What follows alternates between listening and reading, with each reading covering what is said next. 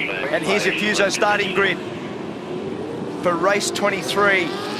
And this is a fantastic performance from Craig Lowndes. His 5th pole position of the year. He's really stepped up in the qualifying stakes this year. Scott McLaughlin been very fast all weekend. Great job, Fabian Coulthard, to be in P4. We just spoke to James Courtney. He's hoping that he can get a good run down to the inside of turn 1. Mark Winterbottom there, the series leader. 96-point lead coming into this race. Van Gisbergen is strong. Mostert's been fast. They're on the 5th row of the grid. We just spoke to Nick Percat. Todd Kelly, the first of the Nissans. We've got 5 manufacturers within 0.3 of a second. Rick Kelly, Tim Slade. Garth Tander a little bit further back than he would like. Scott Pye, who took us for a run earlier today in V8 Extra. Jason Bright in 17, Caruso in 18. Remember, Caruso's on the front row of the grid for the next race later this afternoon. Jack Perkins, good job. Robert Dahlgren's also been in quite good form. David Wall, James Moffat, he'd be disappointed with that in P22. And Lee Holdsworth also very disappointing in 23 and 24. Russell Engel, who's got great form here. He's been very strong over the years. And you know that as a race driver, he will move forward. So looking at a little bit of history coming into this race, the locals, those that test here, have cleaned up 10 of the last 12 races at Queensland Raceway. And of those 10, 7 of those have fallen to Red Bull Racing. Will there be an upset today? Mark Winterbottom, well, still looking for that pole position of Ford Performance Racing and Mark Pepsi Max crew. They've got the championship lead at the moment. It's a 96-point margin. He's got a little bit of work to do in this one. He will start from position number 7.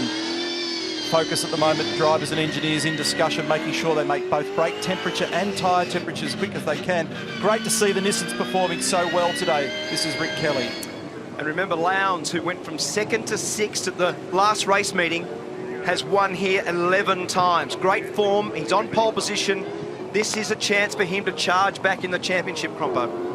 2013 winners, if you're looking for a car of the future form guide. Whincup won a race here last year, so did Scotty McLaughlin, and so did Chaz Mostert, but lots has changed in the last 12 months. Neil, you could not have requested a better race day than what we have today. Look at that beautiful Queensland sunshine. This track is the stuff of legend. The fact we're standing on Dick Johnson Straight says it all. Most of the drivers call this home track. They know it inside out, including the guy on pole. But what about this crowd? They're here for a reason, because they know they're about to see great racing.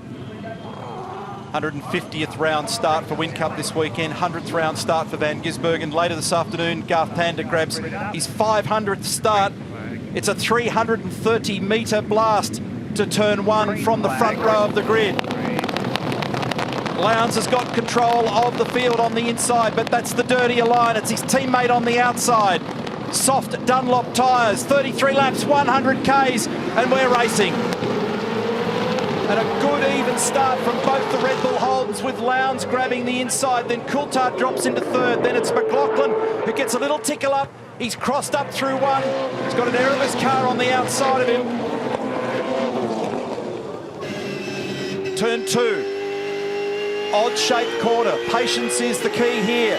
We're riding with Rick Kelly. That's his brother just in front. And typically the rocks fly as you come off turn 2 here. And a nice lead for Lowndes under brakes into 3 for the first time. Good job, Scott McLaughlin, to hold that position.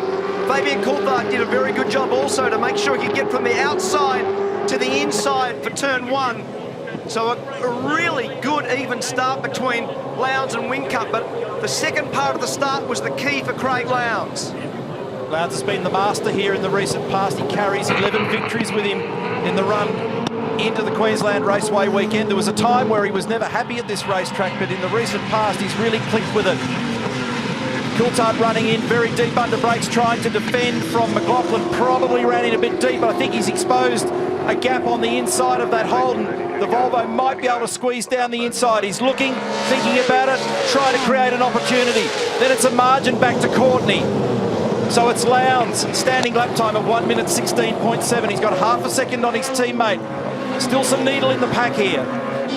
Courtney has got by Davison with that, and that's a spot.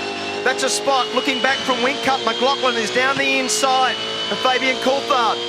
So Courtney made a move on Davison. Now McLaughlin has made that move on Fabian. And he's looking to have a little dive down the inside of Whincup at turn 3. That braking performance from the Volvo has been very good. This is all about innate skill in the early part of the race. The temps are not right for brakes, nor are they for tyres. So it's a slip-slide scenario for everybody out there at the moment, but simultaneously they're trying to make ground. And the opportunities come early in these races, so you grab them when you can. A really healthy battle going on with Van Gisbergen and Dave Reynolds. They've swapped positions. Reynolds has now got by shade, but the previous time through turn 5, the cars were so close. We're on board now. Can McLaughlin get down the inside, down at turn 1? He couldn't quite get the acceleration, then a little bit of wheel spin. There's a technique difference here as well, because Whincup just lets the car run up a little bit higher in the mid part of turn 6. McLaughlin's driving around the white line at 6, running it tight. Is Jamie out a little wide again on the approach to 2? He's trying to make sure that he gets the best possible exit off 2, but he's going to have to cover. You can see Jamie had to position a metre slightly to the right there, just to be certain that he doesn't get grabbed down here under brakes, where there's always that instability of the bump right where you put your foot on the brake pedal. And that bump that Neil was referring to unsettles the left-hand side of the car, and you've got to try to modulate the brake over the bump and control the wheel lock, because at the end of the stop, what normally happens is if the bias is to the rear, it'll lock the 2 rear wheels and want to basically make a handbrake turn, or conversely, it'll lock the inside front and you run wide with understeer. So McLaughlin did a great job. This is the start. Mach 3 replay and have a look at this. The 2 Red Bull Holdens get away nicely, and then ultimately Lowndes has got the inside line and takes that spot on board the Falcon. And hold your breath when you get into these first couple of corners here, because anything can happen. And there's a lot of stuff going on in the back of the pack that you never quite see. Bits flying, there's dirt, there's bits of plastic, paint flies. Of course, the tyres at this point in time are absolutely stone cold. Jack Perkins just running a little wide there at turn 5 in the Geldwen entry. Keep an eye out on Courtney as well, because he's quick and closing onto the back of Coulthard at the moment, and that was an awkward moment. This is Mark Winterbottom. Will Davison just copying a little thump there from the Holden Racing Team car, and Russell Ingall out very wide, and again Jack Perkins having a moment, almost a high side. This is like a full segment, this Mach 3 replay. There's about 14 incidents that we weren't able to cover. It's a documentary. And this is indicative of what I was saying, that there's always a lot of stuff that goes on back through the pack. So Mach 3 replay just showing you all the different things that are going on there. So there's some lap speed. Lowndes continues to be very quick, but Rick Kelly has actually just done the fastest lap of the race. He's in 12th. Neil Scaife, you're going to love this moment. This is purely for everyone who loves the sound of a race car. Listen to this.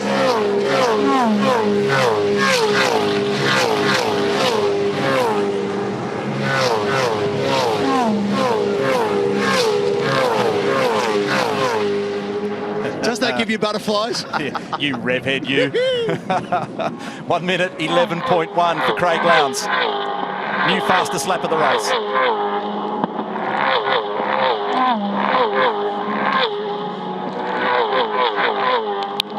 Curb cam, turn 2. The one I was telling you about before, where the rocks fly. So fastest lap of the race goes to Lowndes, but sector split's looking good for Caruso, who's down in 18th at the moment in the Norton Hornet entry. He's been the fastest man to intermediate 1, which is at the end of the back straight. There's his teammate James Moffat. There's Russell Ingall. He's having a battle with David Wall in the Wilson Security entry car number 17, Dick Johnson Racing. Then Jack Perkins tucked in behind them. Bear in mind, this little fight to the death here involves 20th, 21st, 22nd, 23rd. And there's a mystery in this for Todd Kelly, because Todd, we saw him early, was in front of his brother Rick. He was 11th. He's now way down in 24th, so he got caught somewhere and is now involved in this battle pack, which is pretty wild. We've seen Jack Perkins sideways, we've seen Dale Wood attacking him, we've seen Russell Ingall in trouble. It's on. Last lap pace for Craig Lowndes, 1 minute 11.1. It's only fractionally slower than his peak fastest lap of the race so far, which he did on lap number 4. He's got a half-second margin. Coates Hire leaderboard shows who's who in the zoo. We'll be back with more in a moment.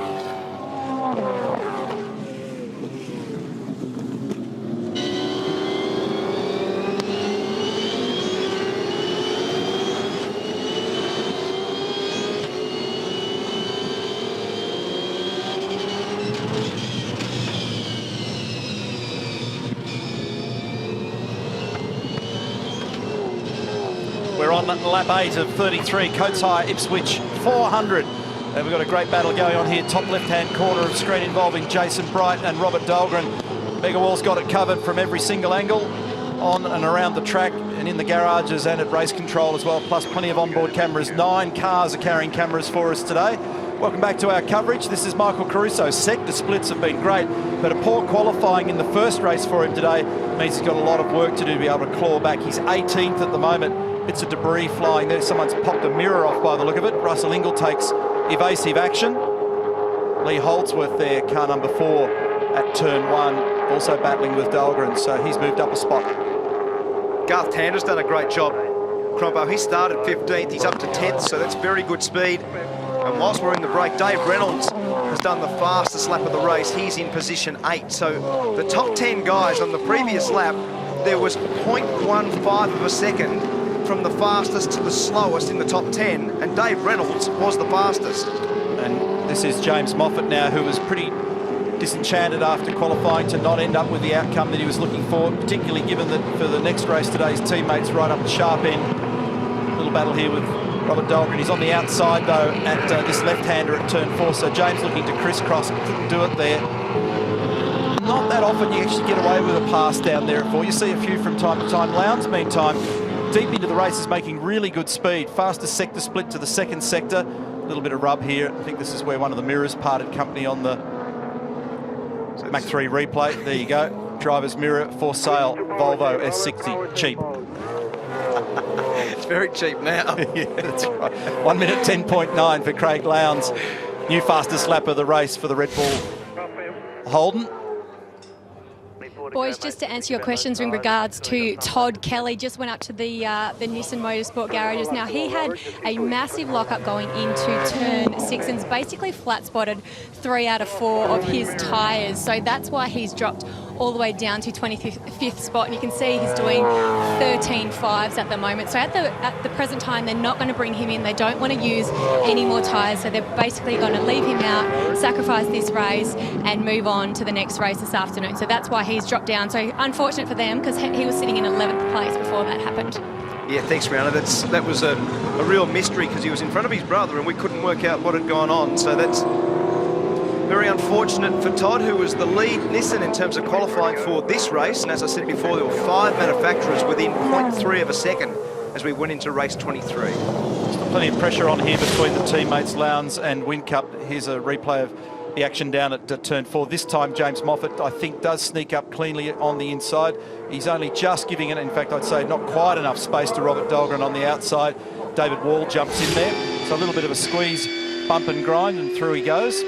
On board here now with Rick Kelly on the exit of turn 2, running to the north now on the back straight. Tailwind will stay with him. Have a look, learn and listen.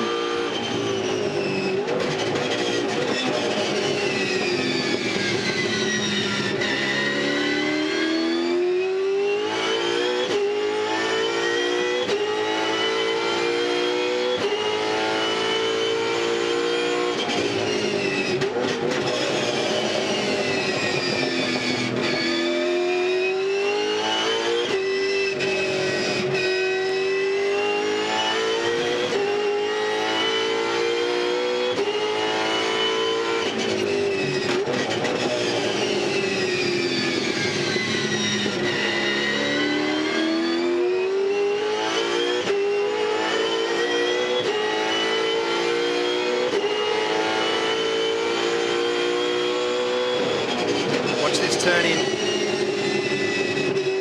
with the bumps, very fast entry out on the slide. 135k in the middle of this one. Lowndes responding to pressure from his teammate, further improves fastest lap of the race at 1 minute 10.8. He's got it out now to just on 0.6 of a second. Listen to the down changes here. Uses the engine quite heavily to slow the car up, so he's using the brakes, but he's got down the gear the second to help it also. Also down here in the left-hander at 4, I noticed in the previous lap he actually went back to second. Some drivers run through here in third. Let's watch. He's 5th, 4th, 3rd and 2nd, so he's using that engine braking. You get more throttle steering effect in second gear, and then he short shifts to 3rd, sneaks it through turn 5, and then it's an awkward gear shift. It always has been, even with the new rear end and slightly different ratios in the car. You've always had to find that next gear change halfway through or 2/3 of the way through turn 5. It comes at an awkward time. It puts torque through the car just when you don't want it. Now look at this. Margin's closed again. Remember I said that Lowndes had responded. Well, so did Jamie. So it's 0.3 of a second now between Lowndes and Whincup as they argue over victory. And Jamie took 0.2 of a second out of him on the last lap. And McLaughlin's running with him. In behind him, got Fabian Coulthard in 4th. We're riding here with Mark Winterbottom in 7th. He's behind his old teammate Will Davison in Erebus Motorsport E63. This is in the braking area up at turn 3. Larko? Yeah, just on top of your chat, boys. It's sort of different, this circuit. It's one of the rare places in Australia. I'm standing down here on the pit wall, and you get a really good scope, a good overview of a read of the race, which you don't often do, and it's great for fans here to do that. And, you know, we often talk about, you know, sure, it's difficult to win a race at this level, but it's much easier to lose a race, and you watch how hard it is for these guys. You know, you're watching these gaps car to car, and you're really waiting for a guy in front to make a mistake rather than the opportunity to make a lunge. And here's a bloke on the pit lane here with me, Brad Jones. You know how difficult it is. Your guy running around there in 4th, Fabian Coulthard. Just saying, mate, you've almost got to wait for someone to make a mistake rather than make a move on someone in this race. Well, it's one of the really difficult things about QR. It's a hard place to pass. So we've all got the same brake package, so you really need someone to have a bit of a wobble or chew up their tyre too much so you can get by them. While we're watching this battle, seesawing gap, Lowndes set the fastest lap of the race and squeaked that lead back to 0.6, but it was immediately eclipsed by Caruso in 16th in the Norton Hornet. There's a string of fastest laps in the recent past. Very shortly we're going to sneak off to another break, and then we'll come back and catch up with more of this 100k sprint. Remember, unless there's a problem, there won't be any pit stops. They're blazing to the end. They're on the Dunlop soft tyre, and this is all about maximum points at Queensland Raceway. Break and back in a tick.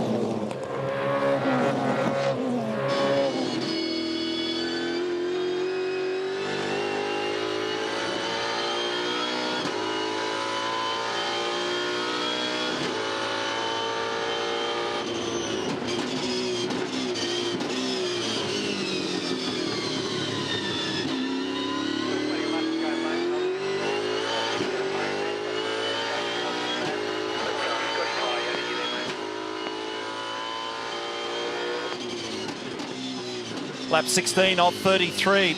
Coates Hire Ipswich 400. We're at Queensland Raceway today under beautiful skies here in southeastern Queensland. It's a gorgeous day, southeasterly wind blowing, temperature in the low 20s. Great afternoon for V8 Supercar Championship racing, and we're watching a terrific exchange between these guys. Only a heartbeat ago, David Reynolds actually got a move on Chaz Mostert, who then put one back on him and returned serve. And while all this has been going on, Garth Tander's been making hay as well, so he's made a bit of ground. This is Davey's initial move. Got up the inside at turn 4, making a mockery of my notion that you don't get down the inside terribly often at 4. And then here's the return of serve, Chaz Mostert. This didn't work out as well for David, so Tander up the inside, a little bit of contact there as well. And the rocks fly, rooster tail of dirt off the back. Shane Van Gisbergen a beneficiary from that. He tightened up in this margin as well. Check this, the replay. because there's a big contact here in a sec. You'll hear this. So there was a little bump, but now on your right you'll see an HRT car. So the Mach 3 replay has picked up the move by Mostert and then the Tander emergence down the inside for turn 1. Such a fast entry there. Garth was able to position the car far enough up to command track position. 0.4 of a second officially on the timing computer between the Red Bull Holden teammates Lowndes and Whincup. They're just eking away the margin from that man, Scotty McLaughlin. There's Fabian Coulthard, birthday boy earlier this week. I think it was Thursday, 32 years of age. In fact, tomorrow is Tim Slade's birthday, so he's enjoying his last day as a 28-year-old today. And Tim's down the order in 14th at present. Will Davison, car number 9. Impressed with the ongoing development at Erebus Motorsport. Those guys doing well. Will's having a good run here behind Courtney and just in front of his old teammate Mark Winterbottom, and Frosty's providing camera pictures for us there at the moment. He's the cameraman. There he is trying to have a bit of a run up the inside, and I think he's got it done. Will ran wide under brakes, just used his brakes a little aggressively while he was carrying steering lock, and that just ran it wide in understeer land, and that was enough for Frosty to be able to sneak down the inside.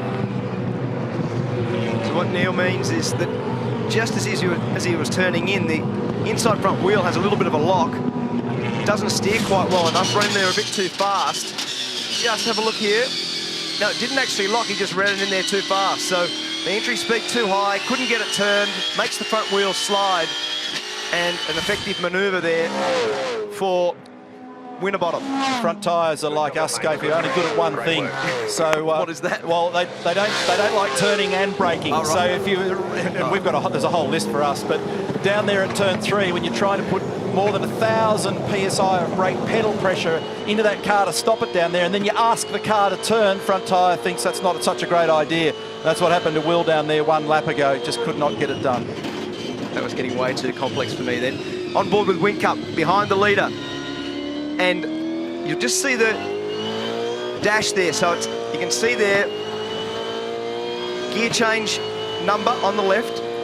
Then there's a datum lap, so they'll have roughly in there at the moment a time which would have come from qualifying. But you see there it was about 0.45 before the corner. Now it's 0.54. Then the 0.02 that you see at the bottom is the brake bias, so that's front to rear.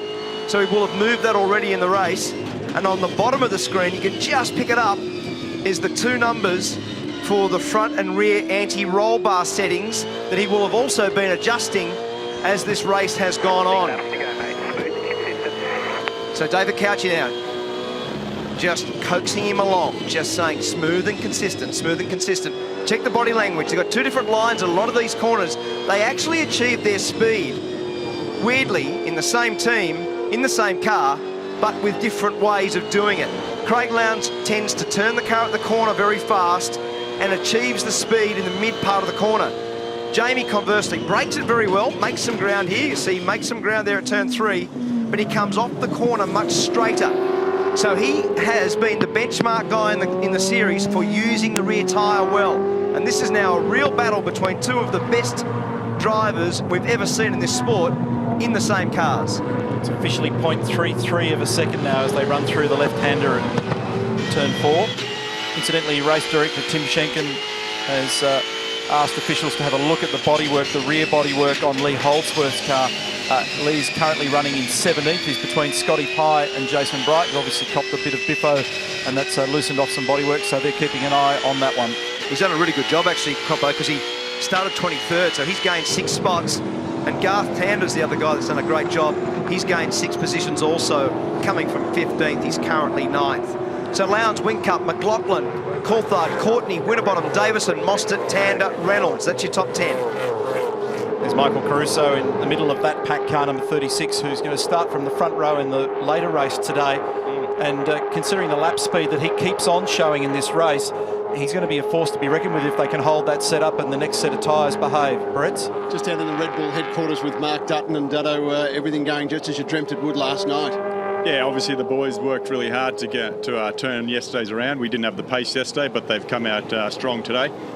Still a fair way to go in the race, so fingers crossed. And I guess probably you've just got to sort of keep them away from each other a little bit at the moment. Yeah, exactly. We always get a bit nervous when we're watching this, but they're obviously the pros out there, so they know what they're doing. They know not to touch each other. And speaking of nervous, the boss is never far behind, just over your shoulder, keeping an eye on things. Exactly, mate. If they touch each other, mate, I'll be getting a bigger whack in the head than they'll give each other.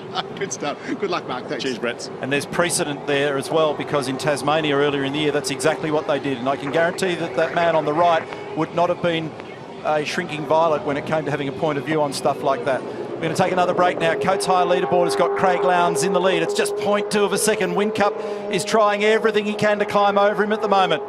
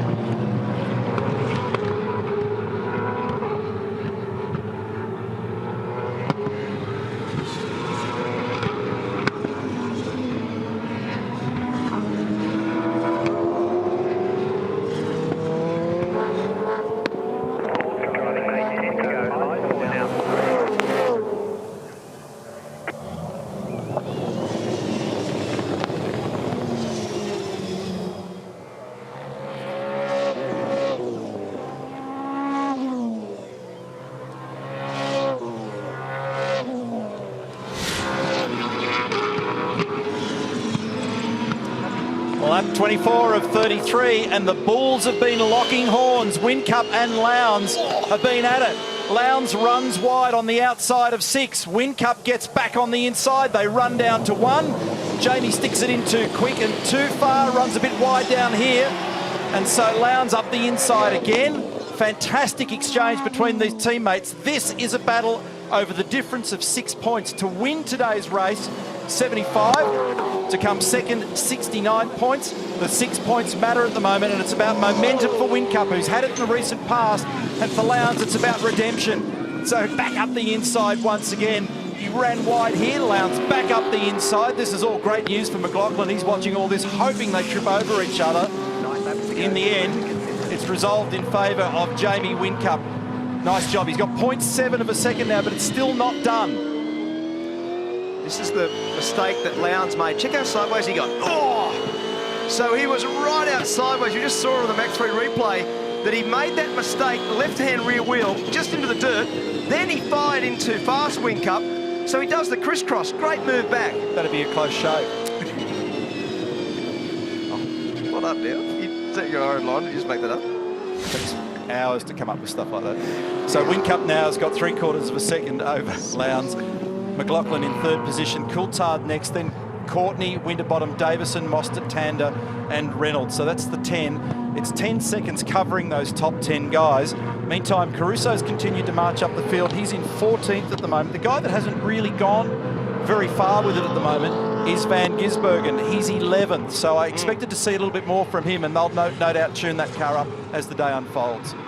If you just quickly look over my shoulder here, I'm at turn 6. Look at these two Red Bull cars coming through here. Look how wide they are. Now watch McLaughlin, there's an apex. See that little bit of white paint down there? It's what we call the apex of the corner. It's been really interesting. I've been coming down here all weekend and will continue to do so, because the typical racing line would see you do what most of the field are doing, is grab that apex on the way out. And you can see here a lot of cars, let's watch this one, are choosing apex. Now Ingle, look at that, way wide of the apex, and they're doing that very intentionally. The smart play in this situation is to V the corner, is to bring the car out, turn it and try and straighten it to get it the straightest run down this 600 metre straight. But there's guys that are choosing to carry speed mid-corner, and no better evidence of that than Lowndes and Whincup, and not choosing to apex at that second point. Really is interesting to watch, and something we don't often see. And the graphic one for me and all that, thanks Mark Larkham down there at turn 6, is watching McLaughlin's approach to it. He's just running around that white line, not forcing the car, not asking either end of the car to do too much. He's still comfortably strolling along there in third spot at the moment. Another guy that's been asking for gaps in the recent past is Fabian Coulthard. He's fourth and keeping an eye on James Courtney. His engineer Phil Keat came back and said margin 1.1 seconds. It's fluctuating between about 1 to 1.5 seconds at the moment. Generally when a driver asks that, because he's beginning to feel a little weakness in the car and he's a bit worried about what he's got to do to try and protect it. So probably just reaching that phase of the race now where he's got to protect tyres a little bit, because the bit that you often miss in that is the other bloke's usually got the same drama going on. Exactly, and a lot of times that's what you've got to resolve for yourself. You've actually got to say, hey, if I've got some tyre issue, so is the guy behind me, and you try to drive the car to that gap. So on the last lap, for instance, Fabian Coulthard did an 11.5, Courtney did an 11.64. So although he may be a little bit concerned about his car, clearly James is no better off. The gap is 1.7 seconds Whincup to Lowndes as we focus on Nick Percat 13th. There is Michael Caruso in the Norton Hornet. That Nissan, I expect, is going to be very prominent in the next race. He's done a great job. He's 4 positions up the road, so between Tander, Caruso and Holdsworth, they've been the real winners from poor qualifying performances. And we've seen some of the laps early that Caruso put together. He probably had to work the car pretty hard to get to the back of this pack. But his speed was really good. It was the fastest car early and still holds the fastest lap of the race with a 10.82. Interesting, the last lap time for Whincup was 1:11 flat. For Lowndes, it was 1:12.0. So have those tyres fallen off the cliff, or has Craig just decided, oh, there's a yellow flag and some dust, and is it a car off the road there? Yes, one of the Nissans is off the road down there on the exit of 2, and it's Todd who's limping, remember, with damaged tyres. Rihanna gave us the update earlier on. A lot of gravel in the rad intake on that car in the brake ducting area. So he'll have to be super careful with that it doesn't overheat. It may have actually popped a tyre, given that Rihanna told us earlier about the flat spots on 3 of the 4 tyres. A lot of load goes into the car at turn 1 and turn 2, so it may have popped a tyre and sent Todd off the road. So we'll just have a look as he tries to emerge. It's an ugly spot to park there because the cars are very fast on the exit. About 150k, there it is. You can just see that left-hand front tyre is low. See the damage there? You can just pick it on the bottom left-hand corner. It's actually... Yeah, so that's what's happened. That's the voice of Todd Kelly on the radio, so you can actually see that damage on the front left, and what Todd's doing there at the moment is just cycling the brake pedal just to be able to get all that rubbish out of the front of the car. So he must have put a fair flat spot on there, as Rihanna suggested earlier, and he's tried to carry it as long as he can, and it hasn't worked out for him. So Davison, Tander and Mostert. Now, Will Davison sort of disappeared down the road and opened up the big air gap, but these guys are far from resolved in their battle. So Garth and the Holden Racing Team entry, he is in 8th position at the moment. Mostert 9th, and David Reynolds, and they'll all have to be a little bit cautious down here depending on what's on the road as a result of Todd touring the paddock. That's another spot for Garth, so that's 7 positions now. So he's been putting pressure on Mostert lap after lap, and it looks like in terms of the consistency of the HRT car, here's the move, final corner. Mostert ran a little bit wide himself. Garth may have helped him a fraction at the second apex. We saw Mark Larkham explaining that exit. Mostert moves it over, but Garth was already clear. James Courtney in 5th, has been very strong. He made a good start. He positioned himself well. Courtney started from 5th, but he had to get across to the inside because he didn't really walk it off the line as well as he would have liked. This is foot cam on board with a Holden Racing Team. So in relative terms, it's actually been Garth that's done the big job there, qualifying down in 15th and making those spots that you mentioned earlier. Made a net gain. And there's speed, Croppo. Garth's fastest lap is an 11.13. James' fastest lap is an 11.14. So both in race trim very similar, but Garth starting from 15th has had to work very hard to get forward. That's the heel and toe process, the braking with the ball of your foot, turning your foot across and buzzing the throttle in the middle of the gear change to try to equalise the speed and make that down change as smooth as you can possibly do. There's the little confidence tap with the left foot up to turn 4. That's just to build, pulls the pistons out of the caliper, pushes the pads against the rotor and improves the pedal quality. He'll do it again down here because you'll go through those 2 left-handers. Just there, that's the little tap. And after you've gone through the 2 left-hand corners, often when you come off turn 5, there's a little Vallelunga curve, a little rough curve on the right, which tends to push the pads back also. So the little tap was all about confidence. I love this shot because it just shows how hard they work. And have a look at this pack. Dave Reynolds from Mostert, Van Gisbergen, Rick Kelly, Percat, Caruso, Slade. They're all battling for 9th position. And it's pretty wild. With only a couple of laps to go. Meantime, Wincup's just checked out. He's nearly 3 seconds up the road now, and his teammate Craig Lowndes. Craig's speed is stabilised to a degree, so I think that was an anomaly that other lap. But he's really got great consistency at the moment. He's well on his way to career victory number 83 for Jamie Whincup. If he does this today, he goes to season victory number 8. And the recent past, just an unbelievable job. He got off to a great start early in the year and then fell in a bit of a set-up hole. Went away, had a holiday, got it all right. They made a bit of ground technically in the shop as well. And he's come back out, done a nice job. And I think the real story there for me is the recovery from yesterday, because neither of the Red Bull cars were strong yesterday. Totally with you. They were complaining about that. No balance consistency. That's Moffat. My left-hand rear tyre has deflated. Now, whether that's from a curb or he's picked something up, I'm not sure. But here's the pressure that Winterbottom, the series leader, remember, 96-point lead coming into this race. He's taken another couple of tenths of a second out of Courtney. Can he get down the inside here at turn 2? Courtney's had to run a little bit wide. You're better off just park yourself off the back of the car a little bit there. There's a big aero effect at 150 kilometres an hour. They come out of the corner at roughly 180 kilometres an hour. So you're better off just be back a little bit and to get a run. He'll have to use his head here, because although there's only 75 points up to win this race, it'll be about 4 points difference between this position. But he's got to use his brain, because you don't want to put yourself out at this stage. Compo's just checking that for me. 12th placing is 34 points, and 11th is 36, so a couple of points the difference.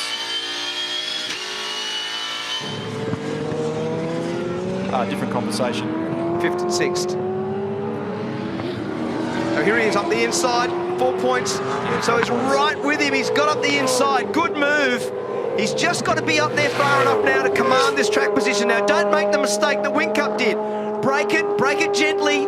Get it turned in. Don't let him do the crisscross. Here he comes. Will he get down there? I think he will. He does. Great job, James Courtney. Fires down the inside. Now it's on again. The crisscross manoeuvre. Courtney slowed him down. But check this out, because Davison's in this battle too. That was very, very good manoeuvre from Courtney to get back down the inside. Gee, Mark Winterbottom had a lot of dirt flying on the inside of the car down there as well at 2, trying to do his best to cover. Got Will Davison absolutely set to pounce here if either of them make a mistake. He actually looks stronger than either of them at the moment. Will, he's going to have a crack on the outside. That's bold. Oh, they're both in for the crisscross. They both want to do the crisscross. Meanwhile, Whincup has done an unbelievable job. 4.5-second lead. And closes the deal. Congratulations, Jamie Whincup. 4.6 seconds in the end. Meantime, this unresolved battle involving Courtney, Winterbottom and Davison, and they're going to scramble to the line. Whincup, Lowndes, McLaughlin, Coulthard, then Courtney just from Winterbottom and Davison. Great racing. That was a great race. Rob Starr just said to James Courtney, well battled, because he was gone for all money. Winterbottom was up the inside, had the manoeuvre made, and James turned it back. Great accuracy with that, great judgment, and was able to get back down the inside of turn 2. He then slowed Winterbottom up. Winterbottom had a big tank slapper, was right out sideways in the dirt. And there's the reaction from Holden fans. Jamie Whincup, who'd won 4 from 6 leading into this. What a great performance from Red Bull Australia after a pretty average day yesterday. Mark Winterbottom, good performance too. I like it when he's aggressive. He was aggressive then, and although he's leading the championship and you could be conservative, that was a good move. It was a good move, but his points lead is melting at the moment. And with Whincup piling on these wins at present, that margin continues to close down. We'll get all those numbers for you shortly. So 4.5 seconds, just a little over for Whincup in the end. Great battling between he and his teammate Craig Lowndes. They didn't touch either car in that process, and ultimately Jamie was able to get by very strong in the back end of the race. Lowndes was punching out fastest laps in that early third to half of the race. May have used them a bit. Might have just used a bit too much of the tyre in that process. So 72-point lead now. That lead evaporating from 96. Whincup just keeps that consistency. That he's just such an unbelievable competitor in that way, Croppo, isn't he? He just keeps on working away, forging himself back into this series. And as you can see there, with a big number 1 on, for car 1, Jamie Whincup pulling up in Parc Ferme. He'll be very enthused by the performance, especially versus his teammate, because later in the race, that tyre consistency served him very well. So it's now 5 times in the last 7 races. This man has claimed maximum points. Today he's done it again. 75 points. Another race to come this afternoon, another 100 kilometres, and then tomorrow, double the distance, 200 clicks with stops in that race. They'll be shaking hands. That was a good exchange with those two guys, wasn't it? Great battle between them, wasn't it? Passing and repassing, trying to figure out each other's strengths and weaknesses. Super slow-mo replay just shows how much energy's going through the cars in various spots around here. It's a tricky place to get set up for and have the car working consistently all the time. Here's Barrett's. Hey, Jamie Whincup, congratulations. Another great win, and as Neil was just saying, that's 5 wins from the last 7 races. A great record. Thanks, Brett. Yeah, car was obviously very good. Had a good little battle with Lowndesy there. Yeah, we really have been our Achilles heel this year. Has been trying to keep those soft tyres on the car towards the end of the stint. So that was promising. I don't think we're out of the woodwork, but that was certainly promising then to we've made an improvement. Jamie, from where we were watching the stoush between you and Lowndes, it looked like it got pretty wild. What was it like from the driver's seat? Oh, no, we're here to race, you know. There's plenty of people paid some money to see a race, you know. So no team orders. We raced it out hard and fair. It was good. Hey, big step for your championship too. Yeah, we just got to keep chipping away. We come from a long way back. We're getting closer, but still a long way to go. Good stuff. Well done, mate. Enjoy the podium. Lowndesy, congratulations. From where you came from in Townsville, it's great to see you back up here on the podium again. Well done. Yeah, thanks, Brett. It's nice to we've obviously got good speed in the car, but our obviously longevity on a soft tyre is wasn't quite as strong as Jamie. So look, but great to come second, and great to get some points, and great to bounce back. And a great little tussle you gave us midway through the race with your teammate as well. Yeah, I made a mistake coming on a pit straight, and he got down the inside, but then he ran wide. So we swapped and but obviously I knew he had good speed, so I wasn't going to fight him down into turn 3. But look, great way, as I said, bounce back from Townsville, have a second here. I know we've got another race coming up this afternoon, so we'll give it a few tweaks and see what we can do. But just hello to Levi and Chili at home and see what we can do. Good on you, Lowndesy. Well done. Cheers. Thank you. And Scott McLaughlin, congratulations. We talked earlier before the race about how good this season is going and how far you are ahead of plan, but this is just exactly what you need for your championship, more of these podium finishes. Exactly, and it's good confidence for everyone at Volvo, Polestar, Valvoline Racing, GRM. It's great for us, and it's awesome for my fans. We got a lot of supporters after the Volvo thing and after I said the F word, so we've got to keep them happy. Just don't do it again today.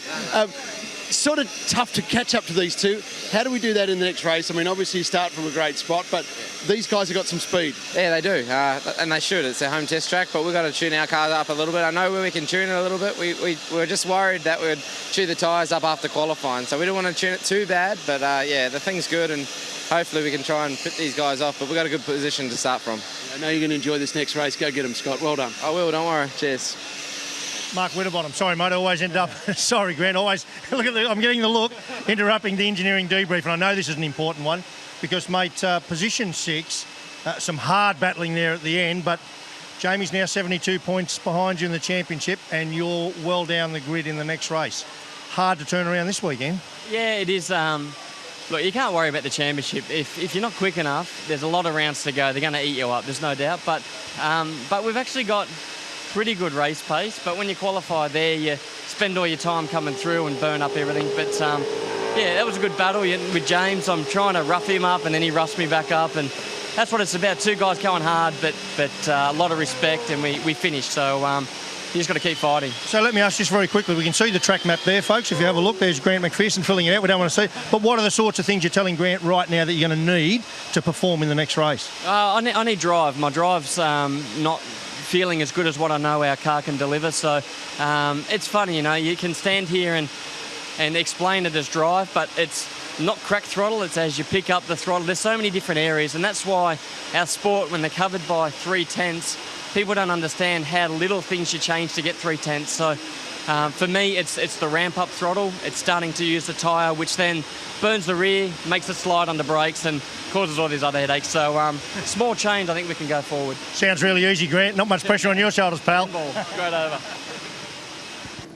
So that's the scene inside Pepsi Max Ford Performance Racing as they try and search for speed. Meantime, their opponents, Red Bull Racing Australia and Holden, 1-2. Great performance, Win Cup, 83 career victories now, 8 in this championship season.